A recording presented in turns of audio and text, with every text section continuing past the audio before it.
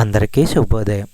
ఈరోజు దేవుని వాగ్దానం ఏమనగా, అపోస్తులుడైన పౌలు తీతుకు రాసిన పత్రిక 3వ అధ్యాయము 3వ వచనము.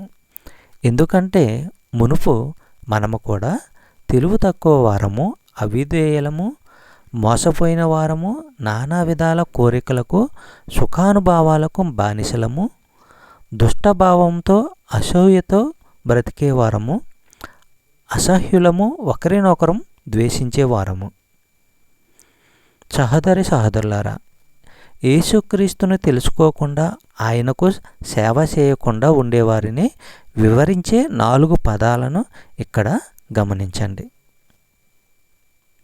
కీర్తనలు 14వ అధ్యాయము 1వ వచనము మనము పరిశీలించినట్లయితే, దేవుడు లేడంటూ మూర్ఖులు తలపోస్తారు, వారు భ్రష్టులు, నీచ కార్యాలకు ఒడికట్టేవాళ్ళు, మంచి చేసేవాడు ఒక్కడూ లేడు అని దావీదు కీర్తనకారుడు తన కీర్తనలో చెప్తున్నాడు.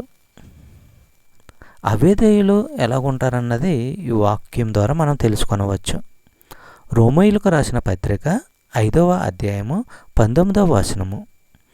ఎలాగంటే, ఆ ఒకే మనిషి అవిధేయత వల్ల అనేకులు ఎలా పాపులయ్యారో, అలాగే ఈ ఒకే మనిషి విధేయత వల్ల అనేకులు నిర్దోషులవుతారు.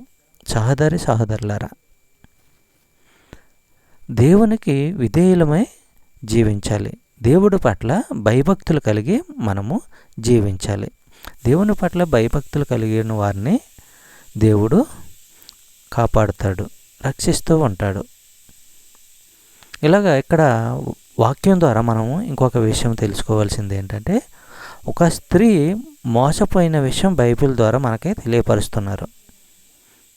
ఆదికాండం 3వ అధ్యాయం 13వ వచనము మనము పరిశీలించినట్లయితే, యెహోవా దేవుడు ఆ స్త్రీతో, నీవు చేసినదేమిటి అన్నాడు. ఆ స్త్రీ, ఆ పాము నన్ను తప్పుదారి పట్టించింది గనుక తిన్నాను అంది. ఇక్కడ మనము ఈ వాక్యంలో అవ్వను జ్ఞాపకం చేసుకోవచ్చు, ఆదామును జ్ఞాపకం చేసుకొనవచ్చు. హృదయము అన్నిటికంటే మోసకరము, దానికి ఘోరమైన రోగం ఉంది, దానిని ఎవరు గ్రహించగలరు? యోహాను సువార్త 8వ అధ్యాయము 34వ వచనము మనము పరిశీలించినట్లయితే, యేసు వారికిలా బదులు చెప్పాడు, పాపం చేసే ప్రతి ఒక్కరూ పాపానికి బానిస అని మీతో ఖచ్చితంగా చెప్తున్నాను. సహోదరులారా, చెప్పబడిన వాగ్దానం ద్వారా మీరెంతగానో బలపరచబడాలి.